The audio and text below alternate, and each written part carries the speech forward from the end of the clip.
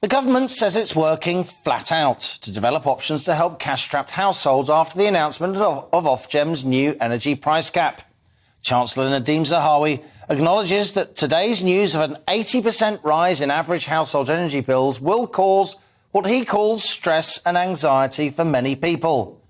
It strikes me that ministers and officials should already have worked out a wide-ranging energy support package to help us get through what's clearly going to be a very tough autumn and winter.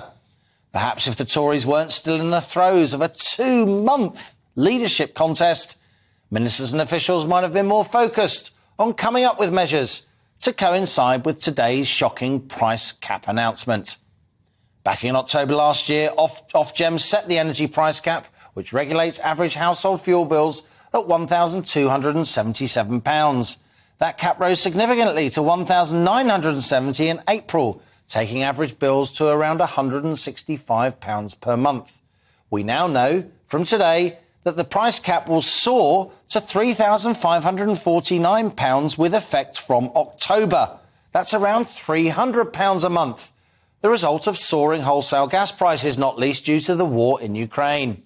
And if those gas prices keep rising on European markets, industry analysts say Ofgem could soon announce a price cap of £5,400 or even more later this autumn to take effect to January, with the cap possibly reaching £6,000 a year after that.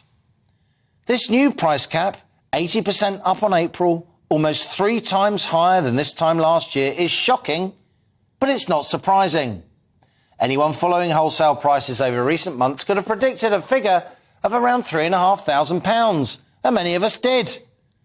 So why so many now view this overextended Tory leadership contest as indulgent, reckless even. Given the anguish and even panic this new price hike will cause, ministers should be ready now to unveil that support package. Even before the outbreak of war in Ukraine, the price of natural gas on European markets was high at around €60 per megawatt hour. But with the Kremlin now seriously restricting gas flows to Western Europe, prices are 5 times higher than in January and 10 times up on this time last year. And that's before temperatures dropped this winter. To be clear, today's announcement means household energy bills will increase some £1,600 a year to around £3,500. That's £130 more per month, taking the average monthly bill to £300. So far, the government's announced a £400 annual rebate on every household energy bill, unless you rent, that is, and pay your landlord directly for energy.